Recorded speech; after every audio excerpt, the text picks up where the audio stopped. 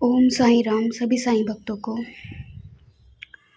और मैं आशा करती हूँ आप सब ठीक होंगे, स्वस्थ होंगे और बाबा की कृपा आप सब पे बरस रही होगी और बाबा सब अच्छा करेंगे। मैं ऐसी दुआ करती हूँ सबके लिए।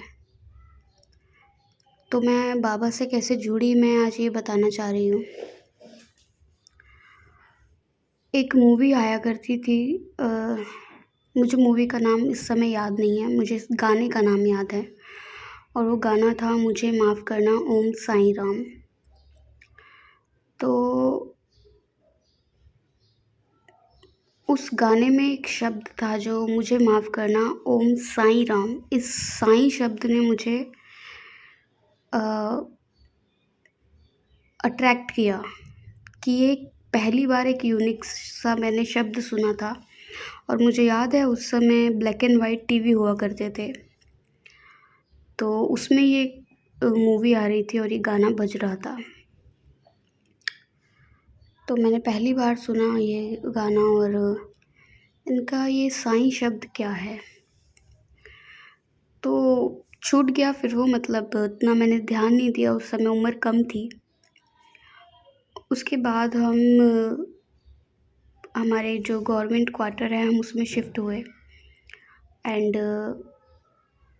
वहाँ पर एक आंटी रहती थी जो बाबा से जुड़ी हुई थी, बहुत कनेक्टेड थी एंड वो हमको पहली बार जो है लोधी रोड साईं मंदिर में पहली बार हमें लेके गई थी। और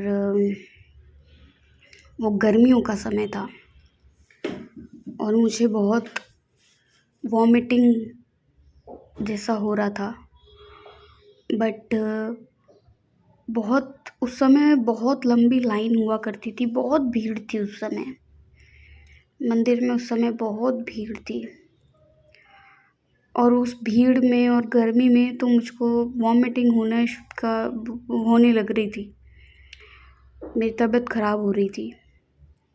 लेकिन मैंने ये सोचा था कि मैंने बाबा को तब तक देखा नहीं था और मैंने कहा कि किसी भगवान जी का मंदिर है तो मैं इसको गंदा नहीं कर सकती हूँ। तो मैंने पूरी कोशिश करी कि मैं गंदा नहीं करूँ और मैं उसमें सफल हुई। तो जब मैं पहली बार अंदर गई मंदिर में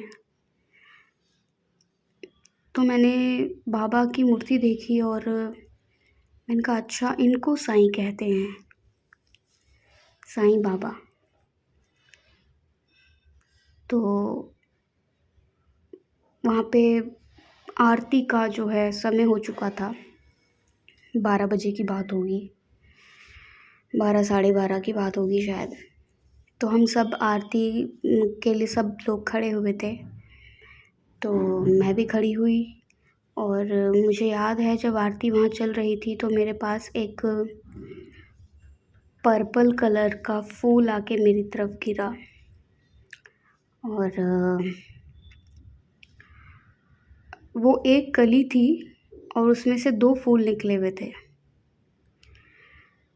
तो मैंने वो रख लिया अपने पास घर पे और उसके बाद वहाँ मंदिर में आना जाना हमारा होता रहा। दूसरी बार जब गई तो मुझे बाबा ने एक गुलाब का फूल दिया, तो वो भी मैंने संभाल के रखा। बट आज सोचती हूँ कि उनको इस तरह से संभाल के रखती कि वो आज भी मेरे पास होते, पर आज वो मेरे पास नहीं है। तो मैंने उनको संभाल के रख लिया, जब तक रखती रही।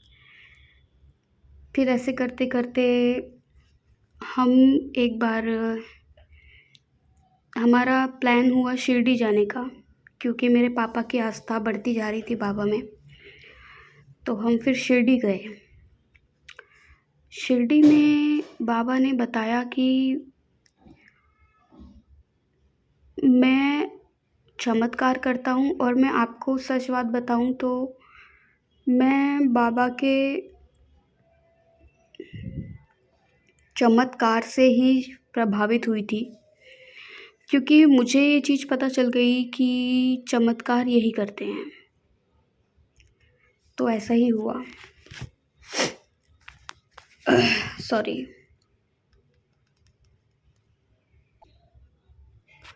तो शिरडी में जब हम गए तो मुझे याद है वो मार्च का महीना था। तो वहाँ पे जब शिरडी में हम गए, हमारी बस जो है, ट्रेन से गए थे हम एक्चुअली, बस से नहीं गए थे।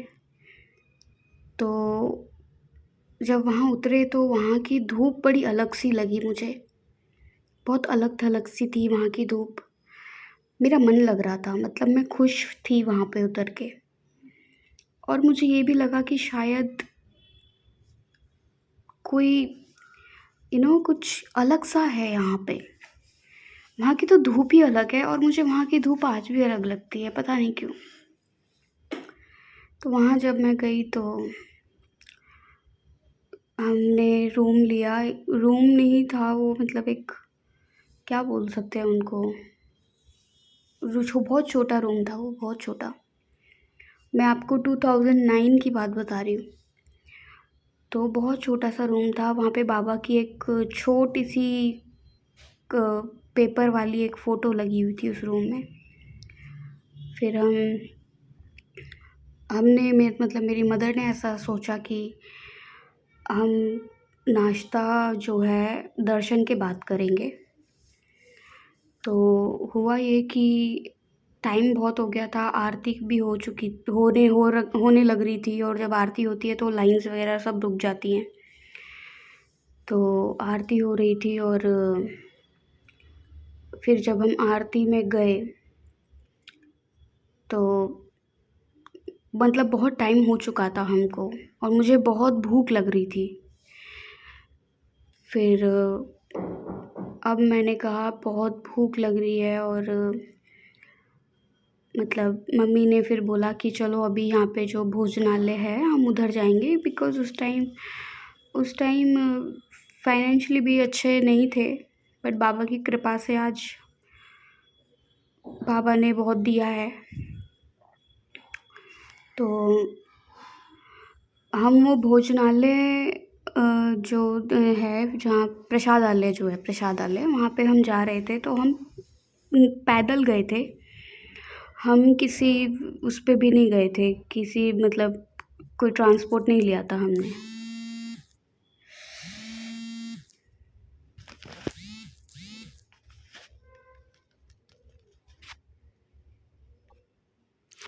कोई ट्रांसपोर्ट भी हमने नहीं लिया था, हम ऐसे ही गए थे। तो मुझे बहुत भूख लगी हुई थी, बहुत भूख लगी हुई थी। मुझे भूख की वजह से गुस्सा भी आ रहा था।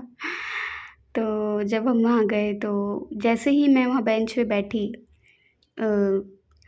एंड मेरे सामने खाना आता है, पूरी प्लेट लग जाती है, और उसके बाद जैसे ही मैं एक टुकड़ा उठाती हूँ तो मुझे फ़ील होता है कि मेरा पेट बहुत भर चुका है। मेरे पेट में एक एक टुकड़े की भी ज़रूरत नहीं है, इवन पानी भी नहीं पी सकती, मेरा पेट इतना भर चुका था बिना कुछ खाए।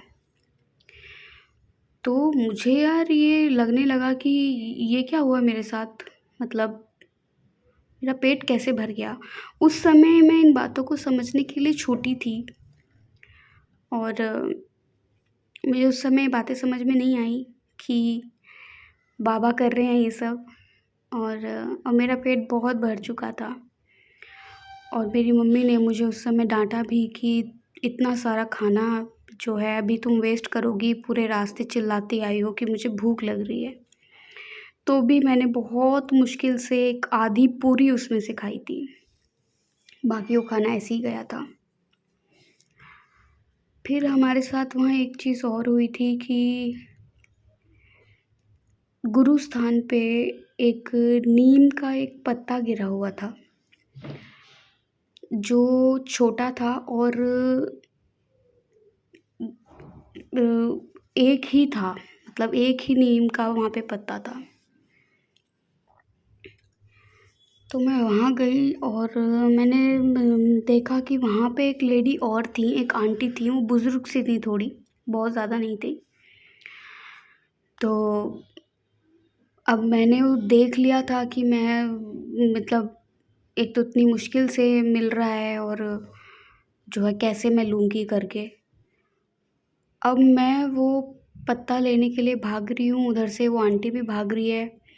अब उस पत्ते को लेने के चक्कर में मैं सीधा मेरा पैर स्लिप किया और मेरा एक हाथ उस नीम के पत्ते पे था। और जब मैं गिरी थी वहाँ पे तो मुझे याद है मेरे घुटने में से बहुत ज़ोर की आवाज़ आई थी, जैसे कि मानो मेरी हड्डी ही टूट गई हो।